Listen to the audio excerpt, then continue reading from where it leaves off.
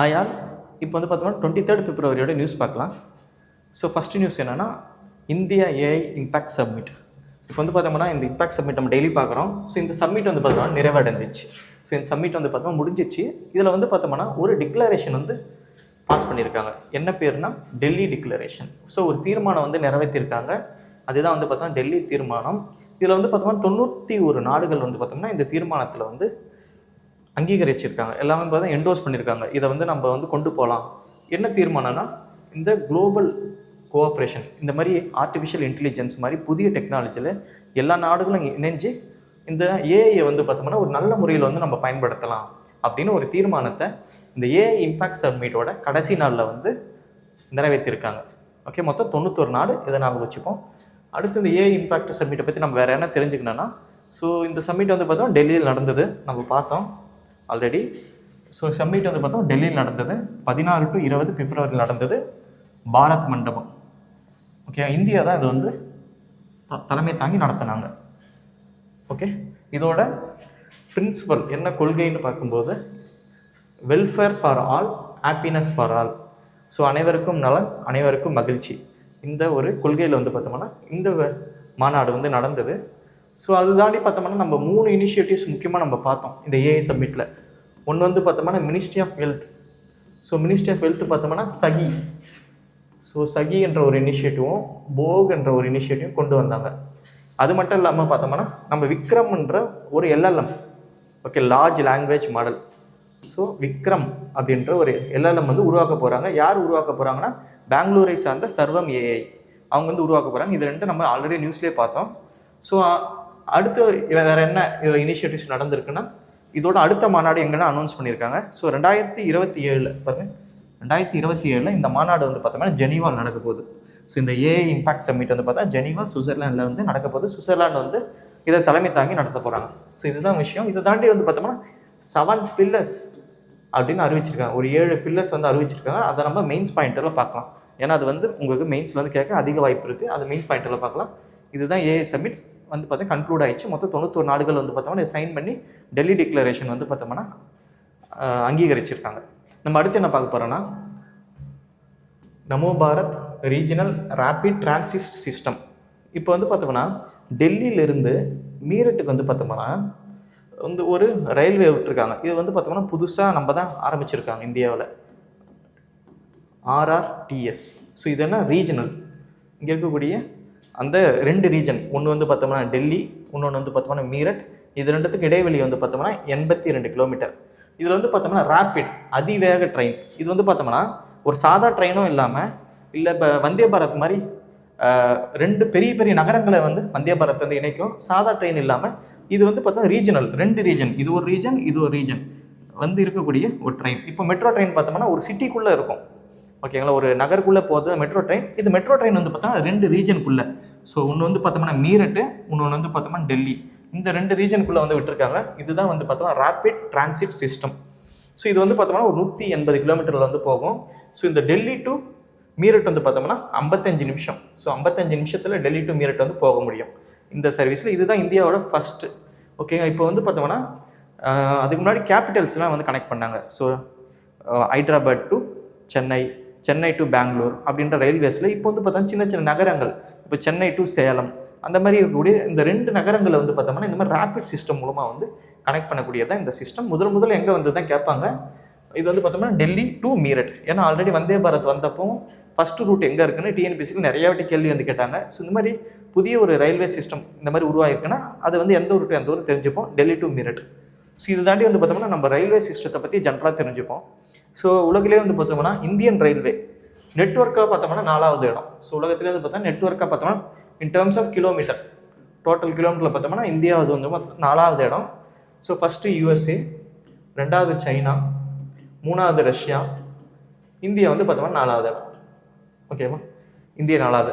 இதே மேனேஜ்மெண்ட்டில் பார்த்தோம்னா, ஸோ ஒரு துறையை பார்த்தோம்னா இந்தியா தான் வந்து லார்ஜஸ்ட். ஏன்னா இந்தியன் ரயில்வேன்றது பார்த்தோம்னா மிகப்பெரிய நிறைய எண்ணிக்கையான எம்ப்ளாயிஸ் இருக்காங்க. இதுதான் வந்து பார்த்தா மேனேஜ்மெண்ட்டில் லார்ஜஸ்ட். இந்த மாதிரி ரஷ்யா, சைனா அங்கெல்லாம் வந்து பார்த்தோம்னா நிறைய ப்ரைவேட் பிளேயர்ஸ் தான் இருக்காங்க. கவர்மெண்ட்டாக இல்லாமல் ஒவ்வொரு ரயில்வேவும் பார்த்தோம்னா தனித்தனி நிறுவனங்கள் வந்து ரன் பண்ணுறாங்க. ஆனால் இந்தியாவில் பார்த்தா ஒரே நிறுவனம், இந்தியன் ரயில்வே தான் ஒட்டுமொத்த இந்தியாவுக்கான மொத்த ட்ரெயினும் இயங்குது. ஸோ மேனேஜ்மெண்ட்டில் நம்ம ஃபஸ்ட்டு. இன் டேர்ம்ஸ் ஆஃப் கிலோமீட்டரில் பார்க்கும்போது நம்ம 4வது, ஆசியாவில் 2வது. ஓகேவா, இது ஞாபகம் வச்சுக்கோங்க. அதே போல் நம்ம ரயில்வேக்கு வரக்கூடிய ஒரு வருமானம்னு பார்த்தோம்னா 65% பார்த்தோம்னா இந்த கூட்ஸ் ட்ரெயின். ஓகேங்களா, இந்த கூட்ஸில் எடுத்து போவாங்க, அதில் தான் 65% வருமானமும், பேசஞ்சர் மூலமாக 29% ரயில்வே அந்த வருமானம் வருது. இது தாண்டி முதல் ரயில்வே எப்போனா பாம்பே டு தானே, இதுதான் ஃபஸ்ட்டு ரயில்வே ரூட்டு. 1853 வந்து பார்த்தோம்னா இதை வந்து லான்ச் பண்ணியிருப்பாங்க அப்போ இருந்த கவர்னர் ஜெனரல். ஸோ பாம்பேலேருந்து தானேக்கு தான் வந்து பார்த்தா இந்தியாவோட முதல் ட்ரெயின் வந்து போச்சு. இதே தமிழ்நாட்டிலாம் பார்க்கும்போது 1856 வந்து ஸ்டார்ட் பண்ணியிருப்பாங்க தமிழ்நாட்டில். ஓகேவா, அதுக்கடுத்து வந்து பார்த்தோம்னா இந்த ரயில்வே பார்த்தோம்னா நெட் ஜீரோ கார்பன் எமிஷன் வந்து பார்த்தோம்னா 2030 டார்கெட் கொடுத்துருக்காங்க. ஸோ பெரும்பான்மையான ட்ராக்ல வந்து பார்த்தோம்னா ப்ராட் கேஜ். ஸோ இந்த ட்ரெயின்லேயே வந்து பார்த்தோம்னா ப்ராட் கேஜ், நேரோ கேஜ், அந்த மாதிரி நிறைய விதமான அந்த ட்ராக்குள்ள இடைவெளி வந்து இருக்கும். எந்த ட்ராக் அதிகமாக இருக்குன்னா ப்ராட் கேஜ் தான் அதிகமாக இருக்குது. ஸோ இது வந்து ஏற்கனவே டிஎன்சியில் கேட்டிருக்காங்க. அதே போல் FDI ஃபாரின் டைரக்ட் இன்வெஸ்ட்மெண்ட்டை பொறுத்த வரைக்கும் 100% ரயில்வேல வந்து பார்த்தோம்னா 100% வந்து பார்த்தோம்னா ஃபாரின் பிளேயர்ஸ் வந்து கான்ட்ரிபியூட் பண்ணலாம், அவங்களோட இன்வெஸ்ட்மெண்ட்டை போடலாம். ஸோ இதுதான் நம்ம ஜென்ரலாக பிலிம்ஸ் பாயிண்ட் ஆஃப் வியூவில் தெரிஞ்சுக்க வேண்டியது இந்தியன் ரயில்வே. அடுத்து நம்ம பார்க்க போகிறது வந்து பார்த்தோம்னா யூனிவர்சல் இம்யூனைசேஷன் ப்ரோக்ராம். ஸோ UIPன்னு சொல்லுவாங்க. ஸோ இந்த ப்ரோக்ராம் என்னன்றதை ஃபஸ்ட் தெரிஞ்சுப்போம் ஜென்ரலாக. ஸோ இந்த ப்ரோக்ராம் என்னென்னா ஒரு 12 விதமான நோய்களுக்கு வேக்சின் வந்து தரது தான் இந்த ப்ரோக்ராம். ஓகேங்களா, ஸோ இங்கே இருக்கு பாருங்கள் இந்த லிஸ்ட்டு. இதில் இருக்கக்கூடிய நோய்களுக்கு பார்த்தோம்னா சின்ன குழந்தையாக இருக்கும்போது நமக்கு வந்து வேக்சின் வந்து போடுவாங்க. இப்போ சின்ன குழந்தைன்னா வேக்சின் போடுவாங்க, அதுதான் இந்த யூனிவர்சல் இம்யூனைசேஷன் ப்ரோக்ராம். ஸோ இந்த ப்ரோக்ராமில் இருக்கக்கூடிய ஒரு 2 டிசீஸ், ஓகேங்களா, ஒன்று டிப்தேரியா, இன்னொன்று டெட்டானஸ். இதுக்கான மருந்து வந்து பார்த்தோம்னா நம்மளே இண்டிஜினியஸாக உருவாக்குறோம். நம்மளே வந்து பார்த்தோம்னா இது உருவாக்குறோம். இதுதான் வந்து நியூஸாக வந்திருக்கு, அதனால நம்ம UIPயை சேர்ந்து படிக்கிறோம். ஸோ டெட்டானஸ்க்கும் டிப்தேரிக்காவுக்கும் மருந்து வந்து நம்மளே வந்து கண்டுபிடிச்சிருக்கோம், நம்மளே வந்து மேனுஃபேக்சர் பண்ணுறோம். இதுக்கு முன்னாடி வெளிநாட்டிலேருந்து இம்போர்ட் பண்ணோம், இப்போ இண்டிஜினியஸாக நம்மளே வந்து பார்த்தோம்னா உள்நாட்டிலே வந்து தயாரிக்கிறோம். இதுதான் நியூஸ். நம்ம UIP பற்றி நல்லா டீட்டெயிலாக தெரிஞ்சுப்போம். UIP பற்றி இது வந்து பார்த்தோம்னா 12 நோய்களுக்கு எதிராக கொடுக்கப்படுற ஒரு வேக்சின். ஓகே, அந்த தடுப்பூசி வந்து பார்த்தோம்னா 12 நோய்களுக்கு 11 வந்து பார்த்தோம்னா நாடு முழுக்க தராங்க. ஓகேங்களா, இந்த 11 நோய்கள் பார்த்தோம்னா நாடு முழுக்க தராங்க. ஒன்று மட்டும் வந்து பார்த்தோம்னா குறிப்பிட்ட ஏரியா, ஃபார் எக்ஸாம்பிள் இந்த ஜாப்பனீஸ் இன்சில்பிட்டாஸ் இருக்குல்ல, அந்த ஜாப்பனீஸ் இருக்குல்ல, இது வந்து பார்த்தோம்னா ஒரு குறிப்பிட்ட டிஸ்ட்ரிக்ட், பீகார், UP போன்ற டிஸ்ட்ரிக்டில் மட்டும்தான். மற்ற இந்த 11 மட்டும்னா நாடு முழுக்க தராங்க. ஸோ இதை தாண்டி இது எப்போ ஆரம்பித்தாங்கன்னு பார்த்தோம்னா இது 1978 ஆரம்பிக்கிறாங்க. இது வந்து பார்த்தோம்னா 1978 ஆரம்பிக்கிறாங்க. இது இந்தியா முழுக்க எக்ஸ்பெண்ட் பண்ணுறது பார்த்தா 1985. ஃபஸ்ட்டு இது அர்பன் ஏரியாவில் தான் ஆரம்பிப்பாங்க 1978. அதுக்கடுத்து இது கிராமப்புறத்துலேயே வந்து பார்த்தோம்னா ரூரல் ஏரியாவிலையும் பார்த்தோம்னா உங்களுக்கு வந்து 1985 உருவாக்குறாங்க, இதை எக்ஸ்பெண்ட் பண்ணுறாங்க. ஸோ இந்த மாதிரி வேக்சினை வந்து நம்ம கொடுக்கறது மூலமாக வந்து பார்த்தோம்னா நம்ம சில அச்சீவ்மெண்ட் பண்ணியிருக்கோம். ஒன்று வந்து பார்த்தோம்னா போலியோ வந்து முழுசாக ஒழிச்சிருக்கோம். ஸோ இயர் ஞாபகம் வச்சுங்க, மெயின்ஸ் பாயிண்ட் ஆஃப் வியூவில் நீங்கள் எழுதிக்கலாம் 2014.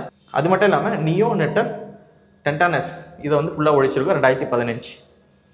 ஸோ இதுதான் வந்து நீங்கள் தெரிஞ்சுக்க வேண்டியது. ஸோ UIP ப்ரோக்ராம் பொறுத்தவரை 1978, இது எக்ஸ்பெண்ட் பண்ணது 1985. நம்ம இதோட 2 நோய் வந்து கம்ப்ளீட்டாக இந்தியாவிலேருந்து ஒழிச்சிருக்கோம். அது மட்டும் இல்லாமல் மொத்தமாக வந்து பார்த்தோம்னா 12 டிசீஸ். ஸோ இதை நம்ம வச்சுப்போம். நம்ம இண்டிஜினியஸாக பார்த்தோம்னா டிப்தேரியாவுக்கும் டெட்டானஸ்க்கும் வந்து இந்த மருந்து வந்து நம்ம உருவாக்குறோம், இண்டிஜினியஸாக நம்மளே உள்நாட்டிலே உருவாக்குறோம். ஓகேவா, ஸோ எது காசு பண்ணுது அதை நீங்கள் பார்த்துங்க. ஓகே, டெட்டானஸ் வந்து பார்த்தா பாக்டீரியா காசு பண்ணுது. ஸோ டிப்தேரியாவும் ஒரு பாக்டீரியாவில் பரவக்கூடிய ஒரு நோய். அடுத்து நம்ம பார்க்குறது பிலிம்ஸ் பாயிண்டர். ஸோ பிலிம்ஸை பொறுத்த வரைக்கும் நம்ம ஆல்ரெடி சொல்லியிருக்கோம், டென்னிஸ்க்கு வந்து பார்த்தோம்னா எப்போவும் முக்கியத்துவம் கொடுப்பாங்கன்னு. ஸோ டென்னிஸ்லேயே வந்து பார்த்தோம்னா நம்ம ஆல்ரெடி பார்த்துருப்போம், முக்கியமான 4 தான் வந்து கிராண்ட் ஸ்லாம்னு சொல்லுவாங்க. ஒன்று US நடக்குது, 2வது ஆஸ்திரேலியா நடக்குது, 3வது பிரிட்டனில் நடக்குது, ஓகே, அடுத்து ஃப்ரான்ஸில் நடக்குது. ஸோ இதுதான் வந்து முக்கியத்துவம். அது இல்லாமல் சில ஓப்பன்ஸ் நடந்தாலும் நம்ம தெரிஞ்சு வச்சுப்போம். ஓகேங்களா, இப்போ வந்து பார்த்தோம்னா கத்தார் ஓப்பன் நடந்திருக்கு 2026. ஸோ ஆஸ்திரேலியன் ஓப்பனில் ஜெயிச்ச அதே கார்லஸ் அல்க்ராஸ் தான் வந்து பார்த்தா இதுலேயும் ஜெயிச்சிருக்காரு.